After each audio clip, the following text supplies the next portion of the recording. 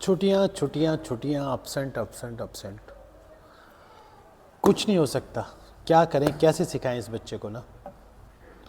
ये रिएक्शन होता है आपके टीचर का जिस स्कूल में आपका बच्चा पढ़ रहा है। डियर पेरेंट्स, आज हम बात करने वाले हैं आपके बच्चे की होने वाली अपसेंट और प्रेजेंट की। एज़ पर रूल तो होता क्या है कि मोर देन 75% आपकी अगर अटेंडेंस है तो कोई एग्ज़ाम लेने में, एग्ज़ाम देने में कहीं भी स्कूल वालों को कोई प्रॉब्लम नहीं होती है। पर 75 से अगर आपके नीचे हैं तो स्कूल्स वाले कई बार स्टक ऑफ का नोटिस दे देते हैं या आपको ऑफिस में या प्रिंसिपल ऑफिस में कॉल कर दी जाती है।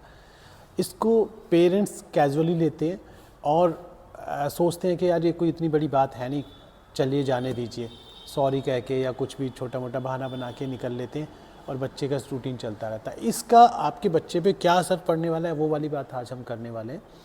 सबसे पहले तो क्या है कि जब बच्चा 3 दिन 4 दिन के बाद आपका स्कूल में जाता है तो उसका पेंडिंग वर्क हो जाता है, और पेंडिंग वर्क हो जाता है तो उसे किसी और बच्चों की सपोर्ट लेनी पड़ती है, और बच्चों की जब सपोर्ट लेता है तो और बच्चों के लिए उसे रिक्वेस्ट डालनी पड़ती है, और जो टीचर है टीचर भी उसे अलग नज़र से देख रही होती है क्योंकि वो 3 दिन का काम करा चुके हैं। अगर कोई अच्छे टीचर की कोई मन की होगी, अच्छे दिल दिमाग की होगी तो वो कह देगी कि या ये कहें कि पॉजिटिव सोच की कोई टीचर होगी तो वो कह देगी कि ठीक है मैं थोड़ा सा सपोर्ट कर देती हूँ। पर रोज़ रोज़ कोई भी टीचर नहीं करने वाला आपके बच्चे की हेल्प। तो आप जब भी आप छुट्टी कराते हैं तो जब वो रूटीन में चलने लग जाता है, यानी कि अगर आपकी मोर देन 75 नहीं है आपकी अटेंडेंस, तो इट मीन्स आपने रेगुलर काफ़ी सारी छुट्टियां कराई हैं।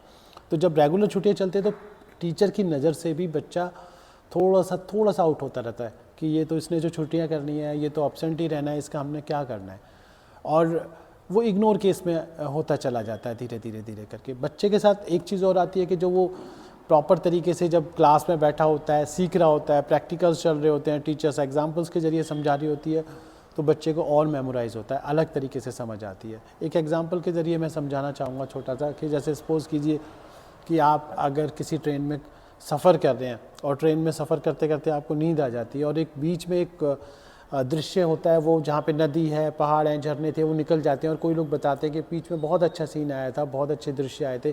तो आपको सुन के अच्छा लगेगा पर उतना आनंद नहीं आने वाला है, उतना मेमोराइज़ नहीं होगा जो अगर आप खुद अपनी आंखों से देखते। सेम ऐसे ही क्लास में भी होता है। 3 दिन 4 दिन के बाद जब बच्चा आपका क्लास में जाता है तो सेम उसके साथ भी ऐसा ही होता है कि उसको उतना समझ नहीं आता, टॉपिक जो होता है वो समझ ही नहीं आएगा, उसको लगेगा कि पता नहीं क्या कुछ चीज़ें थी, कुछ समझ आएंगी, कुछ नहीं आएंगी समझ में। आज एक चीज़ और मैं आपको बताता हूँ कि जब आप कोई पेरेंट्स मीटिंग होती है, साल ख़त्म होने वाला होता है, वहाँ पेरेंट्स ध्यान देने लग जाते हैं और उसको लगता है कि पेरेंट्स को कि भी बच्चे के मार्क्स कम आ रहे हैं या इसके जो रिजल्ट्स है वो प्रॉपर उस तरीके से आ नहीं रहा है। तो जब वो कंप्लेन लेके जाते हैं कि जी हमारे बच्चे की परफॉर्मेंस डाउन चल रही है, थोड़ा ध्यान दीजिए, तो टीचर बिल्कुल साफ तौर पे कह देते हैं कि आपका बच्चा तो स्कूल ही नहीं आता, आपके बच्चे ने तो क्लासेस ही अटेंड नहीं की, मैं क्या ध्यान दूंगी। तो आप वहाँ जाके कुछ भी कहीं पे भी कोई किसी तरह का प्रेशर नहीं बना सकते कि आप हमारे बच्चे पे ध्यान दीजिए। तो ये अटेंडेंस शॉर्ट होना ऑलरेडी अपने आप में बच्चे के फ्यूचर के साथ एक तरह का ना नुकसान ही है। अगर उसको हैबिट पड़ेगी, अच्छा ज़्यादातर रेगुलर बच्चे को पढ़ना है, रेगुलर स्कूल आना है, तो उसके रिजल्ट्स भी अच्छे आएंगे। तो थोड़ा सोचिएगा इस पे कि अटेंडेंस बच्चे की लगभग 100% ना हो तो 95% हो, मोर देन 90 हो तो बहुत ही अच्छी बात है। और बहुत अच्छे जो पेरेंट्स होते हैं वो इन सब चीज़ों का ध्यान रखते हैं और अपने बच्चे को फुल अटेंडेंस देते हैं। Thank you so much.